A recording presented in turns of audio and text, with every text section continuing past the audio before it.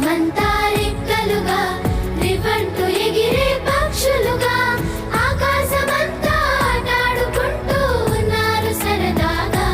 ఒకరేమో సీను ఒకరేమో జున్ను కలిసారే ప్రాణంగా కురిసారే వర్షంగా.